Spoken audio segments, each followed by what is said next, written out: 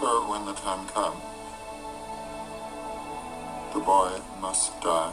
Welcome back to PotterWatch, the podcast where we track every whisper and rumour for the upcoming HBO Harry Potter reboot series. Today's episode, a big one. Paapa Essiedu, the Emmy-nominated British actor known for his powerhouse performances in I May Destroy You and The Lazarus Project, is reportedly in negotiations to play Severus Snape in the upcoming HBO reboot of Harry Potter. Now, let's be clear, this isn't just any casting rumour. This is about one of the most complex, iconic roles in the entire series, and the very idea of a black actor picking up this role has sparked both excitement and controversy. Unfortunately, the backlash has been loud and unpleasant, and even more shockingly seems to have, at least in part, have been directed at Paapa himself, who at the time of writing had changed some of his social media settings on at least one platform to hidden. In this episode, we'll be discussing why I think Paapa Essiedu as Severus Snape might just be one of the boldest, smartest moves this reboot could have made, and we'll be unpacking some of the reasons why.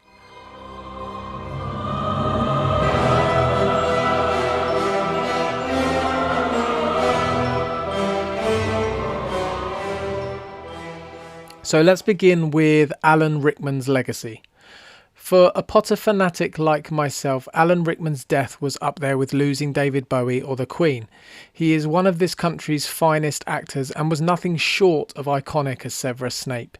He brought a subtlety, a malevolence, a tragedy to the character in a level and depth that has become etched so collectively in our imaginations. He quite literally personified Snape in every way, so much that I can't even remember how I imagined Snape before him. You think Snape, you see Rickman, but here's the thing.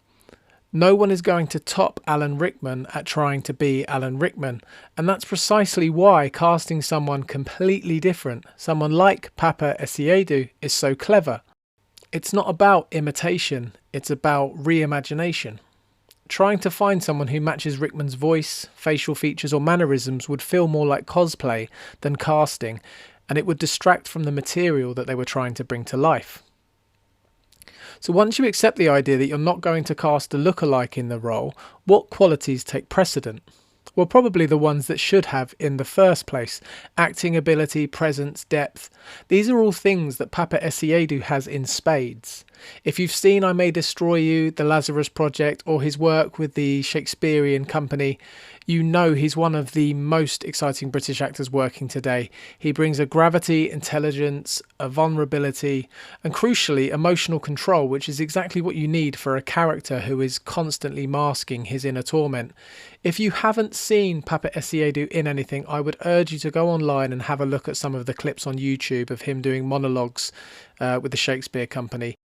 He can deliver quiet menace, cutting sarcasm, and deep heart-wrenching grief, which are all the ingredients of a compelling Snape.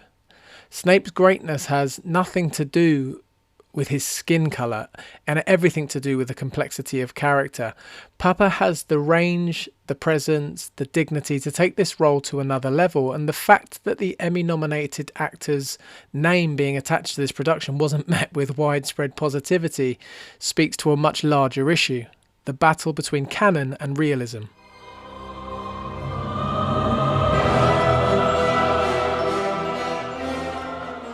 I love the Harry Potter books. Let me just say that first. They defined my childhood and have enriched my own relationship with my children because of our shared love for them. But if you can forgive me for being negative about them just this once, they were written in the 1990s and early 2000s and reflected a very white, very narrow vision of Britain. Hogwarts is meant to serve the whole of the UK, and yet there are only a tiny handful of named characters of colour. Lee Jordan, Dean Thomas, Cho Chang, Angelina Johnson, the Patil twins, Kingsley Shacklebolt. That's about it. 7 or 8 characters in over 700 mentioned by name. 1%. Meanwhile, in actual 1990s Britain, around 10 to 15% of school-aged children came from ethnic minority backgrounds. In major cities like London or Birmingham, it was much higher. I'm of a similar age to Harry. I grew up in London and only half my class would identify as white British. So If Hogwarts is a magical school pulling students from across the UK, casting people of colour in major roles isn't a political move, it's an accurate one. And if a reboot isn't the opportunity to correct the wrongs of the previous material, whether that be the books or the films, then what's the point of even doing it? And yes, there is an argument for remaining true to the source material, but that shouldn't trump fidelity to the reality of the time. And if we're going to correct the obvious problem, shouldn't it be present across all tiers of the character matrix? Or should we just make up the numbers in extras and non-speaking parts? Doesn't that feel disingenuous? So my question is, why not Snape? A lot of the backlash focuses on one scene, the memory where James Potter bullies Snape. In the book and the films, he follows Snape to the edge of the Forbidden Forest and uses magic to hang him upside down in midair. It's a distressing scene that lasts about 1 minute and 45 seconds in the original film. It's short, it's not central, and yet it's being treated like a canon-defining event that can't withstand reinterpretation. The fear is that if Snape is black, James will look like a racist. By the way, this happens in 5th year, and by this time the animosity between the two characters is well established and known, as is its motives. James bullies Snape because of jealousy, because of ego, house rivalry, and a shared love interest in Lily Evans, not race. He was arrogant, entitled, and threatened by Snape's friendship with Lily. The idea that viewers won't get that is insulting to the viewer, and ironically, immediately assuming that James's bullying must be racial if Snape is black is actually in and of itself racist. It ignores years of narrative context and reduces their conflict to one of skin colour. Snape is not defined by being bullied, he's defined by how he reacts to it, about his strength, his sacrifice, his enduring love. That power remains no matter who plays him. And you have to ask, is there a double standard at play here? Because when Janet McTeer, an English actress, was cast as Minerva McGonagall, the most explicitly Scottish character in the entire series, no one batted an eyelid. No outrage, no headlines, no "not my McGonagall." How often we see in sport and acting Scottish people become British when it suits the media narrative. Shall we make Seamus Finnegan from Essex while we're at it? And just so I'm super clear, Janet McTeer is a great cast. A great cast. I don't mention her to detract from that, only to point out the hypocrisy of a world that often seems to think that Great Britain ends at Hadrian's Wall. When Lavender Brown, a minor character originally played by black actresses, was recast as white the moment she became a speaking role and a love interest for Ron, there was silence. But a black actor in a major role, suddenly canon matters, suddenly there's an emergency. And yes, you can argue that we were promised a book-faithful reboot, but with so much of Britain's newest wave of acting talent coming from multicultural backgrounds, aren't we doing a disservice to the franchise by not finding a way to accommodate that talent? A part of me wonders whether the lens with which racism is viewed globally is at play for at least some of the backlash. We tend to look at racism through an Americanized lens, but racism is different in the UK. It's more subtle, it's pervasive, it's hidden in class wars and language. Would your average Brit jump to the conclusion that a teenage feud is a matter of race? I don't think so. And while we're on the subject of American outcry over the validity of a black actor, look at Hamilton, one of the most amazing musicals of modern times, reimagining the founding fathers of America with black and Latino cast. And that was a creative choice, and it was a brilliant one. And so is this, or at least it can be.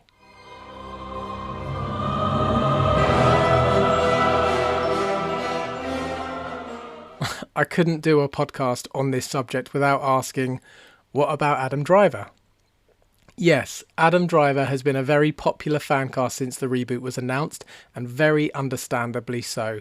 He's brooding, intense, classically trained, and he's already tied to a massive franchise as Kylo Ren. But he's also shown no public interest in taking on Snape. Unless someone's got him under an Imperius curse, it doesn't really matter what he looks like, does it? And meanwhile, Paapa Essiedu is an award-winning magnetic actor who hasn't yet been given a major franchise role. Doesn't he deserve a shot at this? And there's plenty of age-appropriate British actors, by the way, who would be closer to the physical description of Severus Snape. Tom Hiddleston, Ben Whishaw, Matthew McFadden, to name a few. Even Harry Melling, who played Dudley in the original films, has gained a certain Snape-ish quality as he's grown up.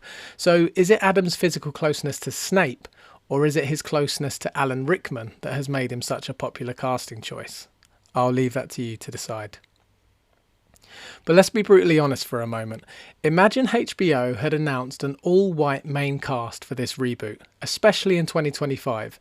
You can bet your last galleon there would have been headlines, and rightly so. Think pieces, social media threads, justified criticism calling the series out for failing to reflect modern Britain, for ignoring 20 years of progress in television, and for telling the same story in the same way yet again.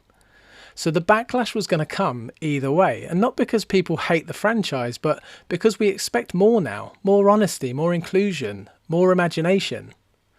The difference is that casting Paapa Essiedu isn't a safe diversity gesture, it's bold, it's artistic, it gives one of the richest characters in the series to an actor with the skill and soul to carry him forward. Through all this, here's the part that I just can't unhear anymore. Every time someone whines, why do we have to change everything, or why can't we respect the source material, it hits the ear with a weird familiarity.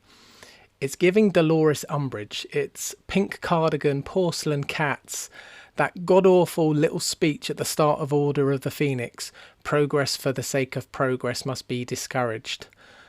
That wasn't wisdom, it was a warning. Let's not take creative cues from a woman who tortured children and banned joy. Snape is one of the most central characters in the entire saga. If people of colour are never allowed to occupy these top tier roles, what are we saying? That whiteness is the default for complexity, for power, for nuance. Paapa Essiedu as Snape isn't tokenism, it's evolution. It's a reflection of the world we live in and the stories that we should be telling. This isn't about replacing Alan Rickman or dishonouring the source material. It's about allowing the role to grow. I'm sure you've got thoughts, reactions and opinions to share. I want to hear them. Use the comments section below on whichever platform you're hearing this on, and let's have a polite discussion on this. I'm Stephen. This has been PotterWatch. Thank you for listening.